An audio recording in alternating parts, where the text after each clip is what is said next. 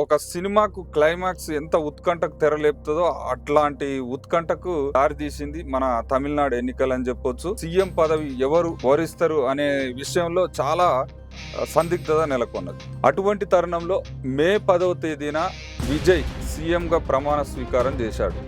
దాని గురించి మీరేమంటారు? ప్రజలు వద్దనుకునే వాళ్ళకి ఓట్లేరు. విజయ్ గారు కావాలనుకోని చెప్పేసి ప్రజలు ఓట్లేసినప్పుడు ప్రజా తీర్పును కూడా గౌరవించాలి ఈ పార్టీలందరూ కూడా.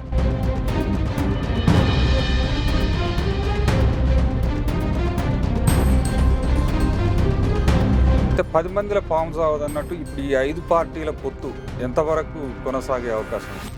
అంతే అండి. అవుతుంది. ఎందుకంటే ముఖ్యమంత్రి కాకముందు కష్టం.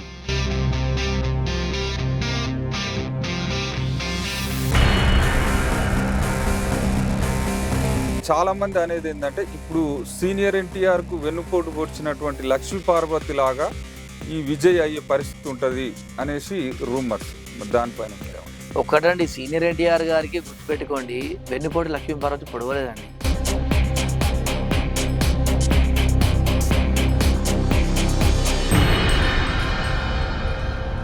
సీఎం అంటే చీఫ్ మినిస్టర్ కాదు, కామన్ మ్యాన్ అనేటటువంటి మాటనైతే బాగా వైరల్ చేస్తున్నారు అక్కడ తమిళనాడు ప్రజలు. దానిపైన మీరేమో అంటే విజయ్ గారికి ఆయనకు నచ్చింది చెప్పిండు. సీఎం అంటే సరే, నువ్వు కామన్ మ్యాన్ అన్నా కూడా సీఎంఏ ఉంటాడండి. సాధారణ వ్యక్తి అంటే నేను కూడా మీతో పాటు మనిషిని అనే విధంగా చెప్పడం చాలా మంచి. పెద్ద చిన్న భేదాలు లేకుండా అందరు కూడా సమానమైన తీసుకురావడం రాష్ట్రంలో అదొక మంచి మాట. మన దేశంలో కుల రాజకీయాలు, డబ్బులు ఉండనుకో రాజకీయం, ఇవన్నీ చాలా ఉంటుంది కాబట్టి అందరూ సమానమే.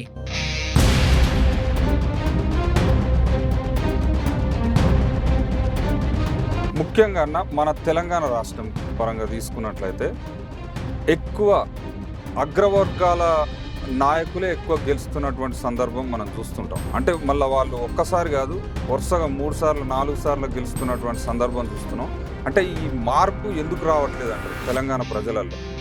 ఒక్కటి గుర్తుపెట్టుకోండి, ఇలా డబ్బులు అగ్రవర్ణాల చేతులు ఉన్నాయి, పార్టీలు వాళ్ళ చేతులు ఉన్నాయి, టికెట్లు వాళ్ళ చేతులు ఉన్నాయి.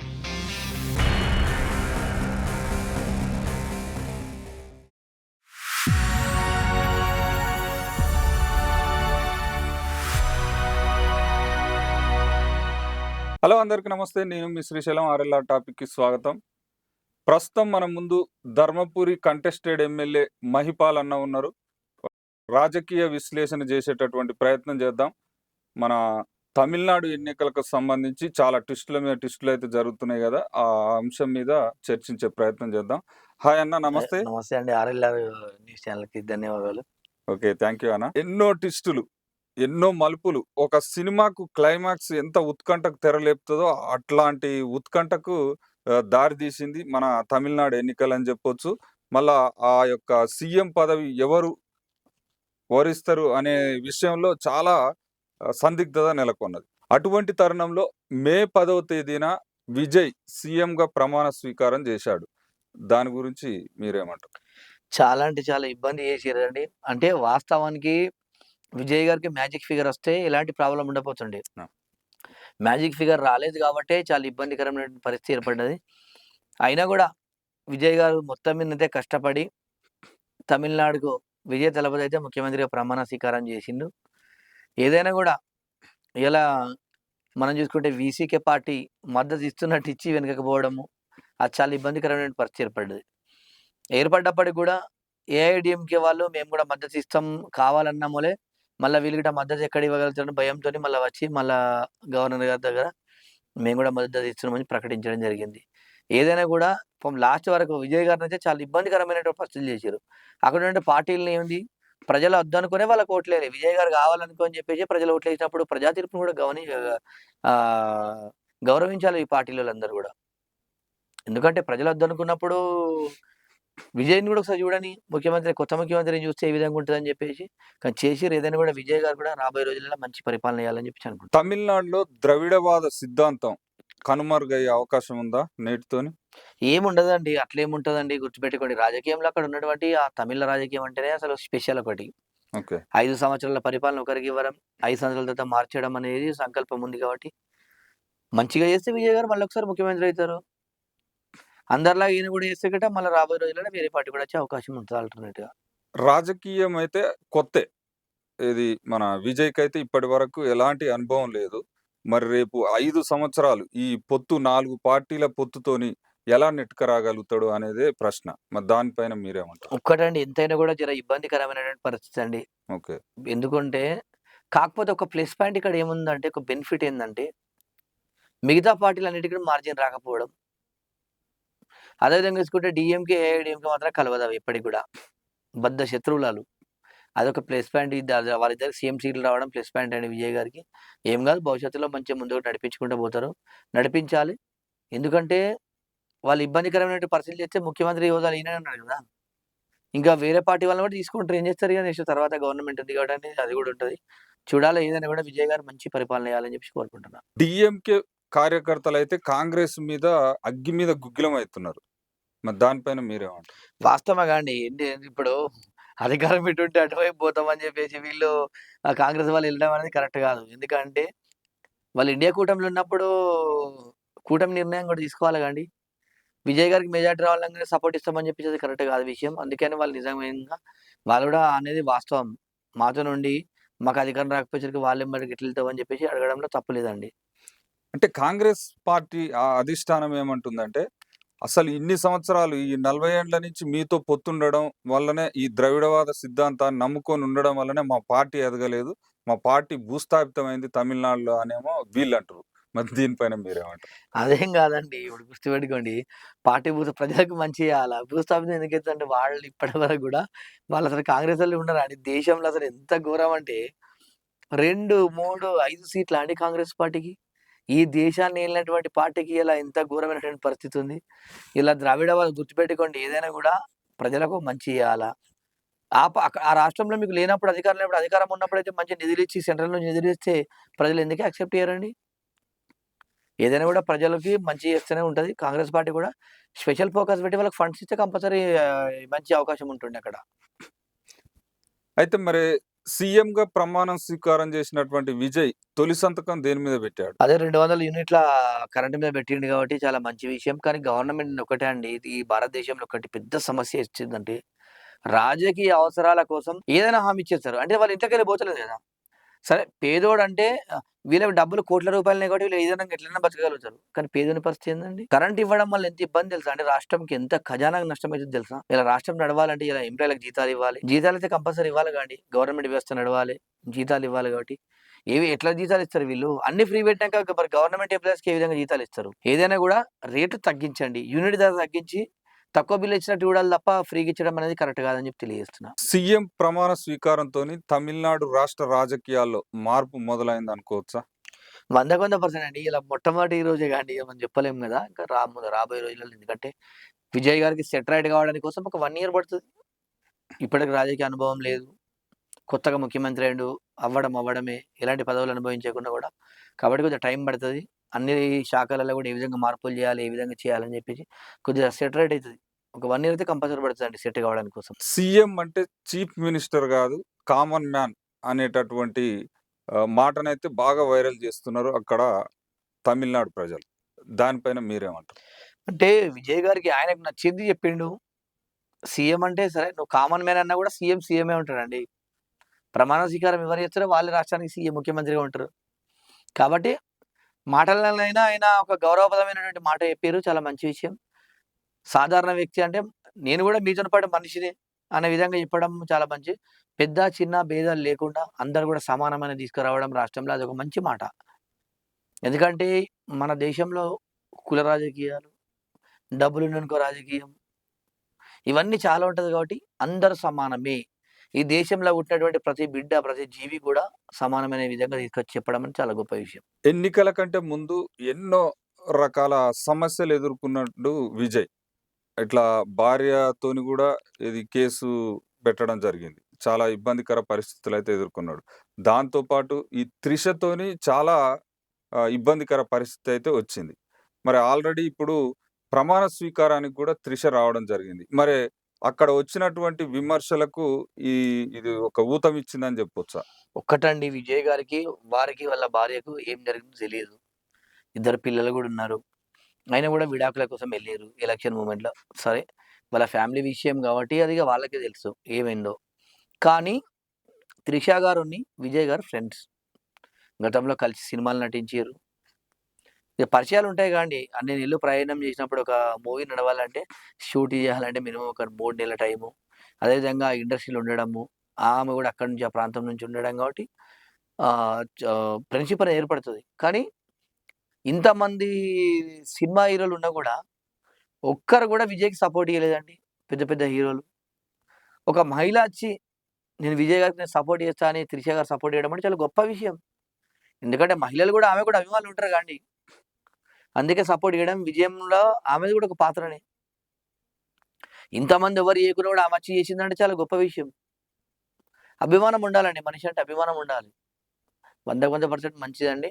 ఏదైనా కూడా భవిష్యత్తు రాజకీయాలలో త్రిష గారు కూడా మంచి రాజకీయంగా ఎదగాలని చెప్పేసి కోరుకుంటున్నా. అయితే ఎన్నికల కంటే ముందు ఒక ఇంటర్వ్యూలో ఇచ్చినటువంటి స్టేట్మెంట్ ఏందంటే, తమిళనాడుకు నేను సీఎం గాబోతున్నా, సీఎం కావాలనుకుంటున్నా అనే విధంగా మాట్లాడడం జరిగింది. ఇప్పుడు ఆమె మాట్లాడినటువంటి మాటలకేందంటే, ఇప్పుడు సోషల్ మీడియాలో చాలామంది అనేదేందంటే, సూపర్ పవర్ ఇప్పుడు రేపు విజయ్ వెనక ఆమె ఉంటది. మొత్తం చక్రం తిప్పుతది అని అంటుర్రు. మరి దానిపైన మీరేమంటారు? చాలా మంచిదే గాండి. ప్రజల కోసం పనిచేయడానికి వెనకుండి నడిపిస్తామంటే చాలా మంచి విషయంగా యాక్సెప్ట్ చేయాలది. ఎందుకంటే ప్రజలకు చెడు చేత్తాండు తప్ప కానీ మంచి చేస్తా అన్నప్పుడు మంచిదే గాండి. ఎవరైతే ఒకటి రాష్ట్రంలో ఉన్నటువంటి ప్రతి మహిళకు, ప్రతి ఒక్కళ్ళకి కూడా న్యాయం జరగాలి. త్రిష లాంటి వాళ్ళు ఉంటే మహిళలకు కూడా ఏం జేయాలి? మహిళలు ఏ విధంగా డెవలప్ కావాలి? మహిళలు ఏ విధంగా సక్సెస్ కావాలని మంచి గైడ్‌లైన్స్ ఇస్తారేమో! చాలా మంచిదండి. ఆడవాళ్ళు కూడా ముందటికి రావాలి, ఎదగాలి. ఆమె ముందటి నుంచి కాకుండా బ్యాక్ సపోర్ట్‌గానైనా ఆడవాళ్ళ కోసం ఈ విధంగా చేస్తే బావుంటదని చెప్పి సీఎం గారికి సలహాలిస్తే చాలా మంచి విషయంగానే భావించాలది. చాలామంది అనేదేందంటే, ఇప్పుడు సీనియర్ ఎన్టీఆర్‌కు వెన్నుపోటు పొడిచినటువంటి 'లక్ష్మీ పార్వతి' లాగా ఈ విజయ్ అయ్యే పరిస్థితి ఉంటది అనేసి రూమర్స్. మరి దానిపైన మీరేమంటారు? ఒక్కటండి సీనియర్ ఎన్టీఆర్ గారికి గుర్తుపెట్టుకోండి. వెన్నుపోటు లక్ష్మీపార్వతి పొడవలేదండి. మనం చూసుకుంటే ఇక్కడ 94 ఎలక్షన్‌ల దుమ్ము లేపిర్రండి. లక్ష్మీపార్వతి గారు వీళ్ళంతా లక్ష్మీపార్వతి గారు ప్రచారం చేయడం వల్ల టికెట్ల విషయంలో 228 సీట్లకేసింది తెలుగుదేశం పార్టీ. పెద్దాయన ఎంబడి ఎందుకున్నారంటే ఒకటి గుర్తుపెట్టుకోండి.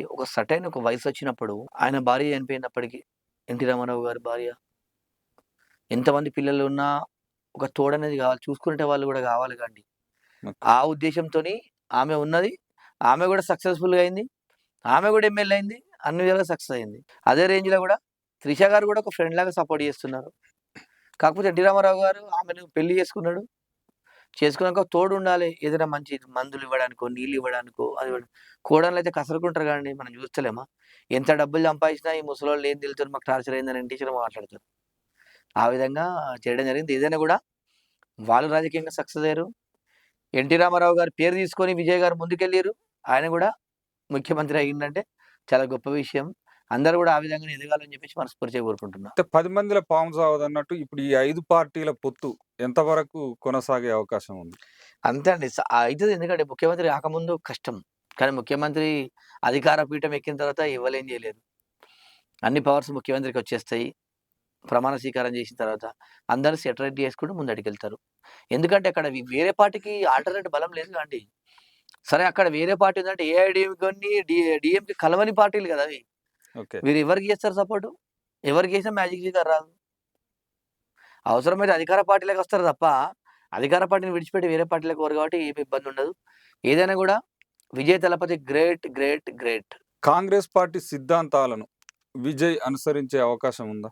కాంగ్రెస్ పార్టీ సిద్ధాంతాలను ఎందుకు అనుసరిస్తారండి? ఆ రాష్ట్రంలో జరుగుతున్నటువంటి రాష్ట్ర ప్రజలను విధానాలను అనుసరించి ముందుకెళ్తారు. రాష్ట్రానికి సంబంధించిన వ్యవహారాలకు ముందుకెళ్తారు. కాంగ్రెస్ పార్టీ వాళ్ళు సపోర్ట్ చేసిర్రు వాళ్ళకు. ఇప్పుడు గుర్తుపెట్టుకోండి అక్కడ బీజేపీ ఒకటి గెలిచింది. ఒకటే సీట్ గెలిచింది బీజేపీ. అవును. తర్వాత విజయ్ గారు ఏఐడీఎంకేతోని పొత్తు పెట్టుకోలేడు. డీఎంకేతోని పొత్తు పెట్టుకోలేడు. సెంట్రల్ పార్టీస్ ఉన్నాయి కూడా అక్కడ 5 సీట్లు కాంగ్రెస్ గెలిచినట్టు కాంగ్రెస్ వాళ్ళే మద్దతు ఇచ్చిర్రు.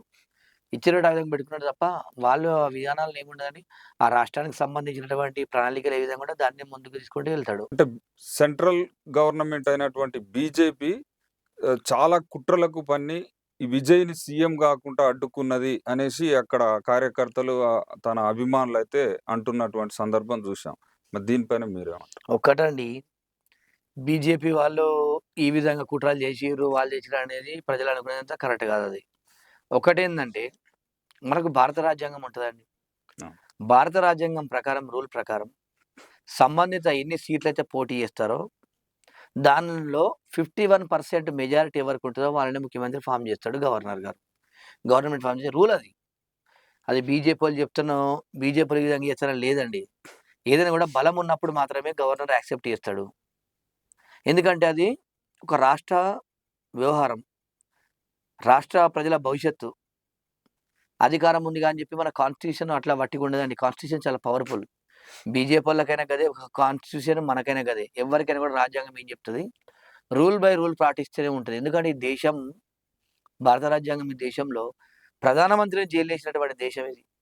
ముఖ్యమంత్రిని జైల్లేసినటువంటి దేశం ఇది. అంత పవర్‌ఫుల్ రాజ్యాంగం కాబట్టి, రాజ్యాంగం విరుద్ధంగా ఎవరు చేస్తే కూడా కాదు. ఏదైనా కూడా ఆయనకు 118 బలం లేదు కాబట్టి గవర్నర్ గారు తిరస్కరించడం జరిగింది. ఈ టీవీకే కార్యకర్తలు చెప్పేదేంటంటే, అదే దక్షిణాది రాష్ట్రమైనటువంటి కర్ణాటకలో లార్జెస్ట్ పార్టీగా ఎదిగినటువంటి బీజేపీకి సీఎంగా ప్రమాణ స్వీకారం చేసుకోవడానికి అవకాశం ఇచ్చాడు గవర్నమెంట్. మరి మాకు లార్జెస్ట్ పార్టీగా ఎదిగాం. మరి మాకు ఆ అవకాశం ఎందుకు ఇవ్వట్లే? అంటే తర్వాత మళ్ళా బల నిరూపణ చేసుకోవడానికి కొంచెం టైం ఇస్తే మేము ఖచ్చితంగా ప్రూవ్ చేసుకుంటాం గదా! అనేటటువంటి మాటలైతే చాలామంది అన్నటువంటి సందర్భం.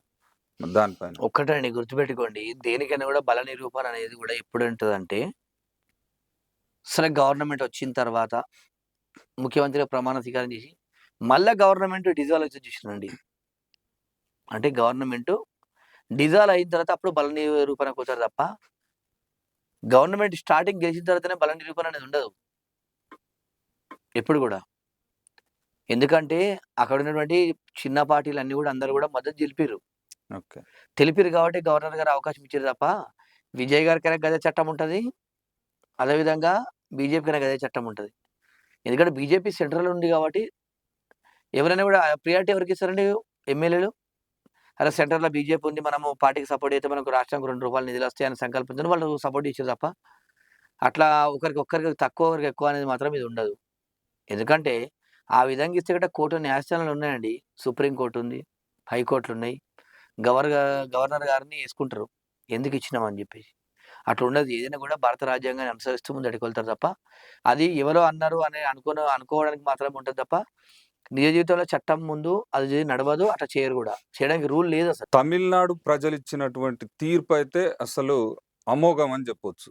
మరి మన తెలుగు ప్రజలు, మన తెలంగాణ ప్రజలు అటువంటి తీర్పు ఇచ్చే అవకాశం ఉందా 28లో? ఒక్కటండి, ప్రజలకు ఒకటే విజ్ఞప్తి చేస్తున్నా.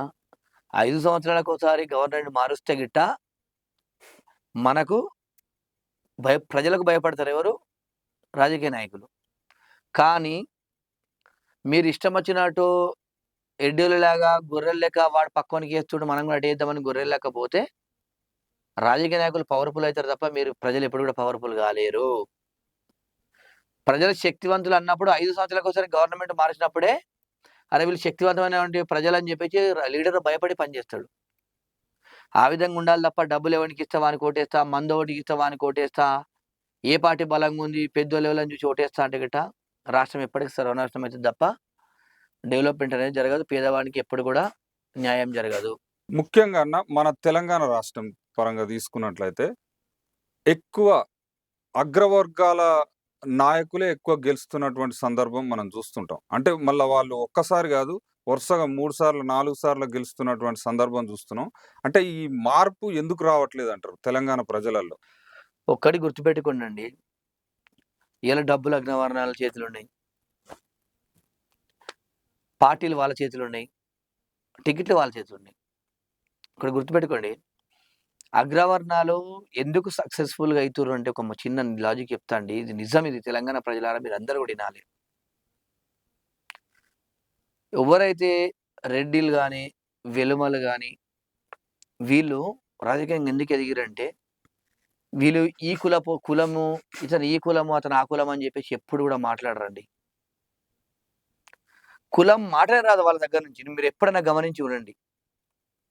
రెడ్లు గాని, వెలుమ గాని కులం ప్రస్తావన తీసుకురారు. అది ఏ కులపోలైన బిడ్డ రారా అని చెప్పి దగ్గర కూర్చోబెట్టుకుంటారు. ప్రేమగా చేస్తారు. అంటే లోపల చేసే రాజకీయం అయితే లోపల చేస్తుంటారు. లోపల రాజకీయం గాని గుర్తుపెట్టుకోండి. లోపల ఏం చేస్తుండు, మనసులో ఏం చేస్తున్నాడు అనేది సెకండరీ విషయం. ఒక మనిషి మనకు దగ్గరికి రావాలంటే ఏందండి?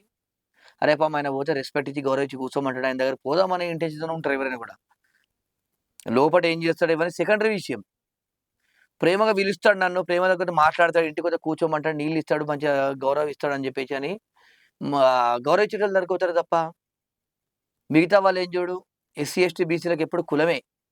వీడు ఈ కులపోడు, వాడు ఆ కులపోడు, వీడు ఈళ్ళు వాళ్ళని చెప్పేసి అంటారు. మీరు ఎప్పుడైతే కుల ప్రస్తావన మా కోసం మాట్లాడతారో అప్పటిదాకా మీ రాజకీయం ఎప్పుడు కూడా గంతే ఉంటది తప్ప, ఇయాల ఎవరైతే అందరూ నా వోళ్ళు, నాతో సమానం అని చెప్పేసి అనుకున్నప్పుడు మాత్రం రాజకీయంగా ఎదుగుతారు. రెడ్లకు, వెలుమలకు ఒక లాజిక్ అది. దళితుల్ని గాని, తర్వాత ఎస్టీలని గాని అందరిని కూడా దగ్గరకు తీసుకుంటాడు. రా బిడ్డ అంటారు. బీసీలని అందరూ రా బిడ్డ రా కూర్చో, కూర్చో అని చెప్పేసి. ఆ విధంగా ఉంటారు కాబట్టి అందరూ ఓట్లేస్తారు. మనం ఎస్సీ, ఎస్టీ, బీసీలకి ఏందండి? వీడు ఈ కులపోడు, వాడు ఆ కులపోడు, వీడు ఈ కులపోడు. ఈ కులం ప్రస్తావన తీసుకొచ్చే వరకు ఏమంటారండి? వీడు ఒక కులంతో మాట్లాడతారు, వీళ్ళు మాట్లాడతారు అని చెప్పేసి ఏం చేస్తారు? అక్కడ విభేదాలు ఏర్పడి ఎస్సీ, ఎస్టీ, బీసీలకు ఓట్లు పడవు. రెడ్లు అందుకే సక్సెస్ అవుతారు. అందరూ సమానం అనుకుంటారు రెడ్లు, వెలుమలు. అందుకే ఇలా చూడండి 1956 నుంచి ఇప్పటి వరకు కూడా రెడ్లే ముఖ్యమంత్రి అయినరు, వెలుమలే ముఖ్యమంత్రి లేరు తప్ప మిగతా కమ్యూనిటీ వాళ్ళు కాలేదు. రాజకీయంలో ఉన్నప్పుడు ఎప్పుడైనా కూడా ప్రజల్ని అందరు సరిసమానంగా అనుకుంటేనే ముందడికెళ్తారు. ఇలా విజయ తలపతి ఉన్నాడు, కులం లేదు, మతం లేదు, ఎవరు లేరు, అందరు కూడా నా వాళ్ళు, నాకు సమానము, మతతత్వ పార్టీలతోని, కులతత్వ పార్టీలతోని పొత్తు పెట్టుకోనని చెప్పేసి ఒక్కడు సింగిల్గా అందరు నావాలనుకుని వెళ్ళిండు. ఇలా ప్రజలందరూ కూడా ఓటేసి బ్రహ్మరథం బట్టి ఇలా సీఎంని చేసిరు. ఆ కాన్సెప్ట్ పోయిన వాళ్ళు మాత్రమే సక్సెస్ అవుతారని చెప్పి తెలియజేస్తున్నా. మరి తెలంగాణ రాష్ట్రంలో టీఆర్పీ, తెలంగాణ రాజ్యాధికార పార్టీ అధినేత మన తీన్మార్ మల్లన్న అయితే బీసీనే సీఎం కావాలనేటటువంటి ఒక దృఢ సంకల్పంతో ముందుకెళ్తున్నాడు. మరి భవిష్యత్తులో 2028లో బీసీ సీఎం అయ్యేటటువంటి అవకాశాలు ఉన్నాయా? లేవండి. బీసీలు 100% ముఖ్యమంత్రి అయ్యే అవకాశం లేదండి. ఎందుకంటే చిన్న ఎగ్జాంపుల్ చెప్తా అండి. మనము కరీంనగర్, నిజామాబాద్, ఆదిలాబాద్, మెదక్ ఎమ్మెల్సీ ఎలక్షన్ జరిగిందండి. బీసీ వాదం కోసమని ప్రసన్న హరికృష్ణ అని ఒక ఆయన ఉండే పాపం. ఏదో బుక్కులు ప్రింట్ చేస్తాడు ఆయన. అవును. ఆయన బీసీ వాదం కోసం మాట్లాడితే అప్పుడు బీసీ వాదం కోసం ఫుల్ నడుస్తుంది. నడిచినా కూడా ఓట్ల వరకు వేసిరండి ప్రజలందరూ, బీసీలందరూ కలిసి. ఎడ్యుకేషన్ సిస్టమ్ అందరూ కూడా డిగ్రీ చేసిన వాళ్ళంతా పట్టభద్రులంతా బీసీలే కానీ తీసుకుపోయే ఓటు ఆయన అంజిరెడ్డికి వేసిరు, రెడ్లకి వేసిరు బీసీ వాదం అని. బీసీలు ఎప్పటికి ఒకటి కాలేరు. బీసీలు ఒకటి కానన్ని రోజులు ముఖ్యమంత్రులు కాలేరు. ఎందుకు అంటే రెడ్డి మన ముండ్రు కాపాయనకు ఫోకస్ ఎక్కువ అయితే పద్మశాలిలో కోరు, పద్మశాలిలోకి అయితే ముదిరాజులో కోరు, ముదిరాజులకి వేస్తే నాయ బ్రాహ్మణ్స్ కోరు, నాయ బ్రాహ్మణ్స్కి అయితే విశ్వ బ్రాహ్మణులు కోరు. ఇన్ని వర్గాల చీలికలు ఉన్నా కానీ ఎక్కడైతారండి? అంటే ఆ పేరుకు మాత్రం బీసీ వాదం అనుకోవడం తప్ప ఈ దేశంలో 50% ఉన్నటువంటి బీసీలు, ఈ రాష్ట్రంలో 50 నాకు తెలిసి 50 కాదు 60% ఉంటారండి బీసీలు. ఉన్నప్పటికీ కూడా ముఖ్యమంత్రి కాలేకపోయింది. ఒకళ్ళని వాళ్ళు విభేదించుకోవడం, ఒకళ్ళని వాళ్ళు తిట్టుకోవడము, ఒకళ్ళు ఎదిగితే ఓర్వలేకపోవడం, దాంతోనే ఈ విధంగా కావచ్చు. ఏదైనా కూడా సక్సెస్ఫుల్గా కావాలంటే కూడా చాలా కష్టం. మల్లన్న బీసీ వాదం కోసం కొట్లాడుతారు. ఆయన పార్టీలో బీసీలు ఎంతమంది ఉంటారండి? మళ్ళా తీర్మానం మల్లన్న పార్టీలో ఉండరండి ఎవరండి? మళ్ళీ పాపం ఎస్సీలు, ఎస్టీలు వాళ్ళే పని చేస్తారు పార్టీ కోసం. ఏ బీసీ నాయకుడైనా ఉన్నాడా అండి అన్న ఆయన పార్టీలలో? చూపెట్టుర్రి. ఏడుకోరి మళ్ళీ ఎస్సీలు, ఎస్టీలే పని చేస్తారు పార్టీ కోసం. మరి బీసీల కోసం పెట్టే పార్టీలు బీసీ నాయకులు ఎంతమంది చేరుతారు అందులో? ఒక్క జాయినింగ్ అని కనబడుతుంది ఎక్కడన్నా? మొన్నటికి నాకు మున్సిపాలిటీ ఎలక్షన్ వచ్చింది, సర్పంచ్ ఎలక్షన్ వచ్చింది. ఒక్కరైనా బీసీలు, ప్రతి గ్రామంలో 70% బీసీలు ఉంటారు. మరి బీసీ అభ్యర్థులను ఎందుకు గెలిపించుకుంటలేరు వీళ్ళు? మళ్ళీ రెడ్లకు వీళ్ళకి ఓట్లేస్తారు. ఈయనకి అక్కడ బీసీ వాదం ఏం కనబడుతుంది? బీసీల కోసం ఏం చేసినట్టుంది? ఏదైనా కూడా గుర్తుపెట్టుకోండి, తెలుగు రాష్ట్రాల ప్రజలు కులానికి ఇచ్చినంత ప్రియారిటీ రాజకీయ ఎదుగుదలకి ఇయ్యరు. గొప్పోళ్ళ మైదాం అనే కాన్సెప్ట్ మీద ఉండదు. ఎప్పుడు చూడు నా కులం కులం కులం కులం. ఏం కులం? నీ కులపోడే నీకు శత్రువు అవుతాడు. నువ్వు ఎదుగుతుంటే నీ కులపని నువ్వు ఒక కలెక్టర్గా నీకు ఇంటి పక్క పడి కులపోడే వాడు ఇట్లా అని చెప్పి నిన్ను మీద 10 దోశల మన్ను పోతాడు. ఎప్పుడు కూడా గుర్తుపెట్టుకోండి, కులం సమస్య మన కులపోడు మనకు శత్రువు అవుతాడు. మన ఇంటి పక్కోడు మనకు శత్రువు ఉంటాడు తప్ప దూరపోడు మనకు ఉంటాడు. బీసీలందరూ సక్సెస్ కావాలంటే తెలివి తెచ్చుకొని, నాలెడ్జ్ తెచ్చుకొని బీసీలను ఎన్నుకుంటేనే అవుతారు తప్ప, స్థానిక సంస్థలు వార్డు మెంబర్ నుంచి మొదలు పెడితే ఎమ్మెల్యే, ఎంపీ దాకా కూడా రెడ్లకు విలుమలకు ఓటేసినాక మీరు ఎప్పుడైతారు ఇంకా? బానిసత్వంకు మాత్రము జైలు కొడతారు తప్ప అధికారాన్ని పెడతామనరు. ఈ దేశంలో, ఈ రాష్ట్రంలో, తెలుగు రాష్ట్రాలలో బీసీఓళ్ళు పార్టీ పెట్టిందంటే ఒక మల్లన్న పెట్టిండు. ఎస్సీలు చూడండి, గుర్తుపెట్టుకోండి, ఎస్సీలకు అప్రిషియేట్ చేయాలి మనం. విశారదన్ మహారాజు గారు పార్టీ పెట్టి సక్సెస్ఫుల్గా ముందుకోతుడు. ఈ రాష్ట్రంలో పార్టీలు పెట్టింది ఎస్సీలు పెట్టిరు, రెడ్లు పెట్టిరు, వెలుమలు పెట్టిరు తప్ప బీసీలు పార్టీ పెట్టలేక ఇప్పుడు కూడా. మొట్టమొదటిసారి మన తీర్మానం మల్లన్న పెట్టిండు పార్టీ. మరి పార్టీ పెట్టినప్పుడు ఆయన గౌరవించి కూడా ముందుకెళ్ళి తీసుకెళ్ళాలి కదా. మరి ఎక్కడ పోతుంది బీసీ సమాజం అంతా? మాటలు చెప్పడానికి మాత్రం కోటలు కట్టేంత మాటలు చెప్తారు తప్ప ఓటు వేసే కాడ ఎక్కడ పోతుంది? ఓటు అమ్ముడు పోతుందా, మరి ఓటు బానిస అయిపోతుందా, ఏదో అర్థం కావట్లేదు. ఈ విధంగా నడుస్తుంది వ్యవస్థ. థ్యాంక్ యూ అన్న. మహిపాల్ అన్న ఇంటర్వ్యూ అయితే చూశారు కదా. తప్పకుండా ఈ ఇంటర్వ్యూ మీద మీ యొక్క అభిప్రాయాన్ని కామెంట్ బాక్స్ లో పొందుపరిచేటటువంటి ప్రయత్నం చేయండి, సపోర్ట్ చేయండి. ఇంకా మరిన్ని వీడియోలతో మీకు మీ ముందుకు వచ్చేటటువంటి ప్రయత్నం చేస్తాం. Thank you so much.